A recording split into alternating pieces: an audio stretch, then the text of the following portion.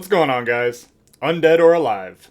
We have a small group of investigators that look into a strange and unknown, kind of like the X-Files, only pretty much everybody's a believer, at least to some degree. And they are looking into the Louisiana swamp monster. They get more than they bargained for, and they come face to face with the monster, and to make matters worse, there's an even bigger threat. And that seems to have a cult-like following, and that is where I'll leave it for right now. I will say that towards the end, there seems to be people that just kind of pop up out of nowhere.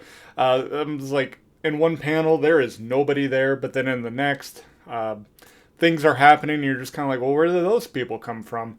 And I can't give too much away because it kind of reveals the bigger threat, and I don't really want to do that. But yeah, it's just like nothing there. Suddenly they are, and it was a little jarring where I had to do a little bit of back and forth, and I have no real accountability as to where these people were. So that did stand out a little bit to me. I do like the whole investigator kind of thing. And it just, like I said, it kind of reminded me a little bit of the X-Files.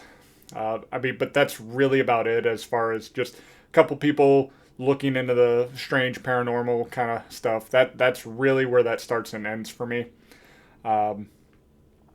And I wouldn't mind reading more on this, especially one of the protagonists and how she ended up being part of this group and how she came about getting her tattoos. They do make it a point to kind of talk about where all that came from. So I would be pretty interested in a story centering around her, like her backstory and where it came to be. And I would like more of this. This just, especially if it's like more of a serialized thing where they just set off to go look into something, almost Scooby-Doo like, except everything's real.